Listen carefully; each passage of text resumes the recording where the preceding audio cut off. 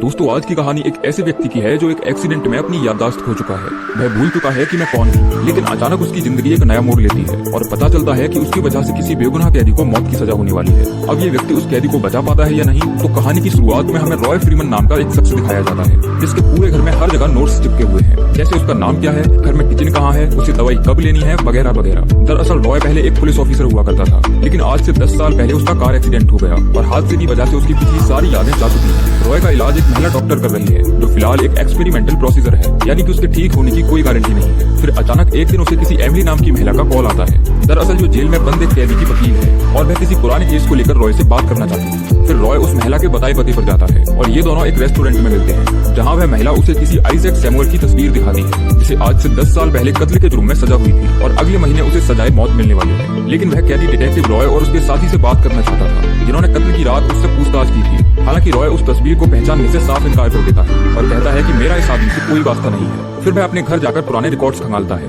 जिसमें उसे उस विक्टिम की तस्वीर मिलती है। साथ ही आइजैक सैमुअल का अरेस्ट रिकॉर्ड भी था, जिसे देखने के बाद रॉय को कुछ सीन याद आने लगते हैं। फिर अगले दिन वह सैमुअल से मिलने जेल में जाता है। सैमुअल कहता है कि मैं बेकसूर होते हुए भी पिछले 10 साल से सजा काट रहा हूँ और अगले महीने मुझे जहर का इंजेक्शन देकर मार दिया जाएगा। सैमुअल बताता है कि मैंने वीडर का कत्ल नहीं किया है, हालांकि मैं उसके घर उसे मारने जरूर गया था, लेकिन मुझसे पहले ही किसी और ने उसे मार दिया था, जिसके बाद तुमने और तुम्हारे साथी ने मुझे पकड़ लिया। लेकिन उस रात बहुत नशे में होने की वजह से मुझे कुछ भी ठीक से याद नहीं था और मैंने एडमिट कर लिया कि वीडर का कत्ल मैंने ही किया है। रॉय पूछता है कि तुम उसके घर क्यों गए थे। सैमुअल बताता है कि वीडर की मौत से 1 साल पहले मैं चोरी करते पकड़ा गया था, जिसमें वीडर ने मेरे खिलाफ गवाही दी थी और मुझ पर मुकदमा भी चला था, इसीलिए मैं उससे बदला लेना चाहता था। लेकिन रॉय को उसकी बातों पर यकीन नहीं था। जिसके बाद सैमुअल उसे रिचर्ड फिन नाम के व्यक्ति से मिलने के लिए कहता है, जो उस कत्ल के बारे में किताब लिख रहा है। अब रॉय वापस अपने घर आ जाता है और अपनी बीमारी की दवा लेता है। डॉक्टर ने कहा है कि दवाइयाँ लेने के साथ साथ उसे अपने दिमाग को एक्टिव रखना होगा, इसीलिए वह पजल्स सॉल्व करता है। फिर वह फाइल पर ऑफिसर जिम्मी रेमिस के सिग्नेचर देखता है, जिसने रिचर्ड फिन और सैमुअल के बयान दर्ज किए थे। अब अगले दिन वह ऑफिसर जिम्मी से मिलता है, जो रॉय को देखते ही हक कर लेता है और उसे घर के अंदर ले जाता है। दरअसल ये दोनों पुलिस डिपार्टमेंट में पार्टनर्स थे और उस समय पर अच्छे दोस्त भी हुआ करते थे, जो अब 10 साल बाद मिल रहे हैं। लेकिन रॉय के लिए जिम्मी बिल्कुल अनजान शख्स था, उसे अपनी पिछली जिंदगी बिल्कुल भी याद नहीं थी। तभी रॉय ड्यूटी पर हुए किसी हादसे के बारे में जिक्र करता है, लेकिन रॉय उसे बताता है कि मुझे अल्जाइमर है, इसीलिए मैं सब कुछ भूल चुका हूँ और मैं यहाँ तुम्हारे पास मदद के लिए आया हूँ। फिर वह उसे सैमुअल आइजैक के बारे में याद करवाता है, जिसे इन्होंने 10 साल पहले अरेस्ट किया था। रॉय बताता है कि मैं उससे मिलने जेल में गया था।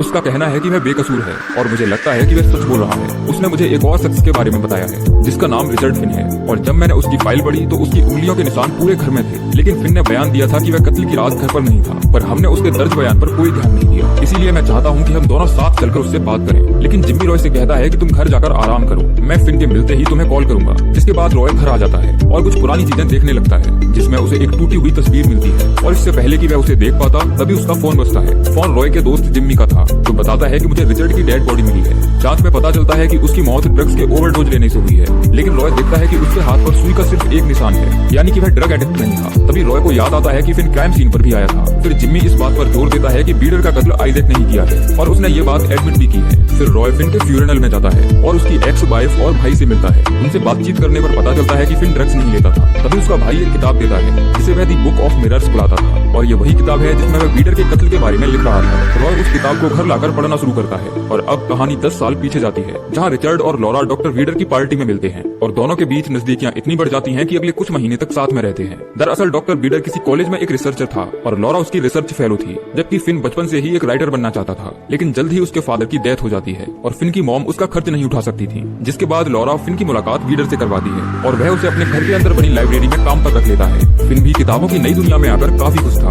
अब जैसे जैसे समय बीतता जाता है, फिन को लॉरा पर शक होने लगता है और एक दिन उसे पता चलता है कि डॉक्टर वीडर के साथ लॉरा का फिजिकल संबंध है। फिर एक दिन फिन को वीडर की मैन्युस्क्रिप्ट मिलती है और उसे पता चलता है कि शायद वीडर लोगों पर किसी तरह की रिसर्च कर रहा है और इसमें फिन अकेला नहीं है। तभी वह देखता है कि इस बुक में लॉरा ने भी अपना नाम जोड़ने की कोशिश की है। फिर वीडर उसे लॉरा से दूर रहने की धमकी देता है और कहता है कि मैं किताब के सिलसिले में शहर से बाहर जा रहा हूँ, उम्मीद है मेरे आने तक तुम कुछ इंतजाम कर चुके होगे।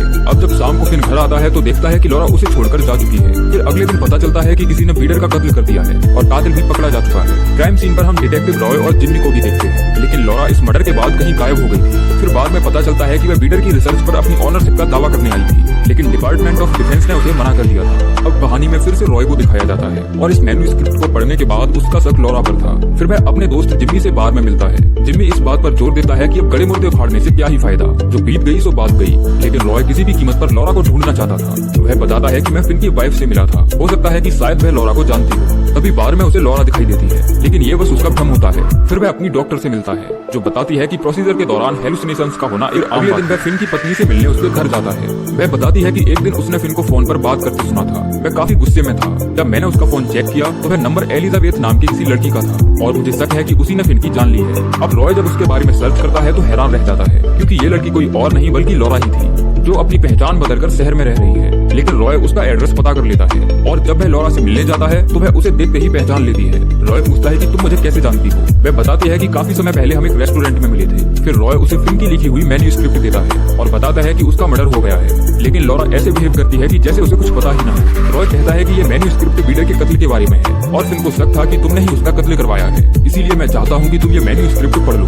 अब रॉय बीडर के केयरटेकर डेब्रॉन से मिलता है और इंटेरोगेशन में पता चलता है कि बीडर को लड़कियों का बहुत शौक था और उसके घर पर बहुत सारी लड़कियां भी आती थी, जिनमें से एक डायन लिंच नाम की बारटेंडर भी थी। साथ ही बीडर उन सब लड़कियों का रिकॉर्ड भी रखता था। डेब्रॉन ये भी बताता है कि उसने फिन, बीडर और लॉरा को आपस में झगड़ते देखा था, जिसके बाद वह रॉय को उसके घर पर ड्रॉप कर देता है। अब जब वह कुछ पुराने कागजात देख रहा था तभी दरवाजे पर घंटी बजती है। रॉय जाकर देखता है कि लॉरा उस मैन्युस्क्रिप्ट के साथ वापस आई है। वहीं हम घर के बाहर रॉय के दोस्त जिम्मी को देखते हैं, जो शायद उस पर नजर रखे हुए था। वहीं रॉय पूछता है कि फिन की किताब के बारे में तुम्हारा क्या ख्याल है। लॉरा कहती है कि इसमें बकवास के सिवाय कुछ भी नहीं है। फिन जो कुछ भी लिख रहा था वह उसकी मनगढ़ंत कहानी थी। असल में हम दोनों कभी लवर ही नहीं थे। तभी रॉय कहता है कि मैं जानता हूँ कि सूजन एवरी कौन है। उसका नाम सुनते ही लॉरा चौंक जाती है और जाते जाते कहती है कि तुम ड्रिंक बहुत एंजॉय करते थे। ये सुनकर रॉय को भी थोड़ी हैरानी होती है। फिर लॉरा के जाने के बाद रॉय घर का कुछ सामान लेने बाहर जाता है, लेकिन उसी समय कोई कार से उसे कुचलने की कोशिश करता है। तभी रॉय अपने डिफेंस में उस पर गोली चला देता है और कार चला रहे उस शख्स की मौत हो जाती है। जब रॉय नजदीक जाकर चेक करता है तो पता चलता है कि ये बीडर का केयरटेकर डेब्रॉन था, जिसके साथ उसने पूछताछ की थी। अब रॉय को पुलिस स्टेशन ले जाया जाता है, जहाँ उसकी कुछ पुरानी यादें वापस आने लगती हैं। तभी उसका दोस्त फिन उससे लेने आता है और सेल्फ डिफेंस के चलते उस पर कोई कार्रवाई नहीं होती। फिर ये दोनों एक बार में जाते हैं, जहाँ रॉय जिम्मी को बताता है कि मैंने पिछले 30 सालों की सभी केस फाइलों को स्टडी किया है, जिन पर हम दोनों के साइन हैं, लेकिन बीडर की फाइल पर ऐसा नहीं है, उसमें केवल तुम्हारे साइन ही है। आखिर ऐसा क्यों? अब जिम्मी को लगता है कि रॉय उस पर शक कर रहा है, इसीलिए वह गुस्से में वहाँ से चला जाता है। उसके जाने के बाद रॉय को भी अच्छा नहीं लगता और वह फिर से शराब पीने लगता है, जबकि डॉक्टर्स ने उसे ना पीने की सलाह दी थी। इसी बीच उसे कुछ पुराने विजन्स फिर से आने लगते हैं और ज्यादा नशा होने के बाद वह बेहोश हो जाता है। अब अगली सुबह उसकी नींद सड़क किनारे खुलती है और डायरी में डायन लिंच का नाम लिखा हुआ था। फिर वह उस बार में जाता है जहाँ वह काम करती है, लेकिन इंटेरोगेशन में पता चलता है कि 5 साल पहले उसकी मौत हो चुकी है। तभी अचानक उसकी तबीयत बिगड़ने लगती है और उसे फिर से विजन्स आने लगते हैं। अब कुछ समय बाद वह सूजन एवरी से मिलता है, जो पहले बीडर के लिए काम करती थी। वह उसे बीडर की मैन्युस्क्रिप्ट दिखाती है, जिसका नाम बदलकर लॉरा ने उसे अपने नाम से पब्लिश करवा दिया था। फिर वह तलाशी लेने बीडर के घर जाता है, जो काफी सालों से बंद पड़ा था। फिर अचानक उसे कुछ याद आता है और वह गार्डन में कोई चीज ढूंढने की कोशिश करता है। फिर जब वह गड्ढा खोदता है तो उसे एक बैट मिलता है, जिस पर अभी भी खून लगा हुआ था। अब इससे पहले कि वह कुछ समझ पाता, वहाँ लॉरा आ जाती है और जिम्मी भी उसे फॉलो करते हुए पीछे आ जाता है। जिम्मी कहता है कि उस बैट को फिर से वहीं दबा दो। फिर वह उन पर गन पॉइंट करके अंदर ले जाता है और कहता है कि मैंने जो भी किया तुम्हें बचाने के लिए किया। क्या तुम्हें डायन लिंच के बारे में कुछ भी याद नहीं? वहीं लॉरा जिम्मी पर ब्लैकमेल करने का आरोप लगाती है, लेकिन जिम्मी कहता है कि ये एक चालबाज महिला है और अपने गंदे काम दूसरों से करवाती है। इसी ने डेब्रॉन के जरिए फिन को मरवाया था, क्योंकि वह बीडर की मौत पर किताब लिख रहा था। तुम्हें कार से मरवाने की कोशिश भी इसी की थी। अब इससे पहले कि जिम्मी कुछ और बता पाता, तभी लॉरा उसे गोली मार देती है। फिर वह गन को रॉय पर पॉइंट करती है और कहती है कि बिना किसी याद के मरना कितनी खुशकिस्मती की बात है। लेकिन जिम्मी, जो अभी भी जिंदा था, वह उसे शूट कर देता है और मौके पर ही लॉरा की मौत हो जाती है। फिर रॉय उसके पास जाता है और देखता है कि जिम्मी अपनी आखिरी सांसें ले रहा है, लेकिन मरने से पहले वह रॉय से कहता है कि मैंने जो भी किया तुम्हारे लिए किया, और इतना कहकर वह भी मर जाता है। अब यहाँ से मूवी का आखिरी चैप्टर शुरू होता है, जिसमें रॉय फ्रीमन की कहानी दिखाई जाती है। अब जब वह अपने डॉक्टर से मिलता है तो सभी सवालों के ठीक ठीक जवाब देता है, यानी कि उसकी याददाश्त अब पूरी तरह से वापस लौट चुकी है। फिर पता चलता है कि जिस आदमी को बीडर के कत्ल में मौत की सजा होने वाली है, उसे जेल से रिहा कर दिया गया है। दरअसल रॉय ये बात साबित कर देता है कि बीडर का मर्डर लॉरा ने ही करवाया था। अब जब रॉय को सब कुछ याद आ जाता है तो कहानी एक बार फिर से फ्लैशबैक में जाती है और हमें पता चलता है कि डायन लिंच, जो एक बारटेंडर हुआ करती थी, वह रॉय की पत्नी थी, लेकिन उसके शराबी पिता ने उसके साथ बहुत गलत किया था, जिसे वह भुलाना चाहती थी। इसीलिए वह मदद के लिए डॉक्टर वीडर के पास गई थी, जो एक साइकोलॉजिस्ट था। लेकिन वीडर ने डायन का गलत फायदा उठाया। फिर एक दिन लॉरा रॉय से एक बार में मिलने आई थी और उसने उसकी पत्नी का पूरा सच बताया था, लेकिन रॉय को उसकी बातों पर भरोसा नहीं था। जिसके बाद वह उसे सबूत के तौर पर एक टेप रिकॉर्डिंग देती है जिसमें वीडर और डायन साथ में थे। वहीं जब डायन को पता चलता है कि रॉय को उसका सच पता चल गया है तो वह खुद को गिरा हुआ महसूस करती है और सुसाइड कर लेती है। वहीं रॉय अपनी पत्नी को किसी और के साथ देखकर बहुत गुस्से में था। वह गुस्से में वीडर के घर जाता है और बेड से पीट कर उसका मर्डर कर देता है। उसी समय आइजैक सैमुअल भी उसी के घर के अंदर छिपा हुआ था। अब जिम्मी जब देखता है कि रॉय ने मर्डर कर दिया है तो वह रॉय को बचाने के लिए पूरी सिचुएशन को अपने कंट्रोल में ले लेता है और डॉक्टर वीडर के कत्ल में आइजैक सैमुअल को फंसा देता है, जो वीडर से अपनी बेइज्जती का बदला लेने उसके घर आया था। साथ ही जिस बेड से रॉय ने कत्ल किया था वह उस बेड को घर के गार्डन में दबा देता है और इसी के साथ ये मूवी एंड हो जाती है।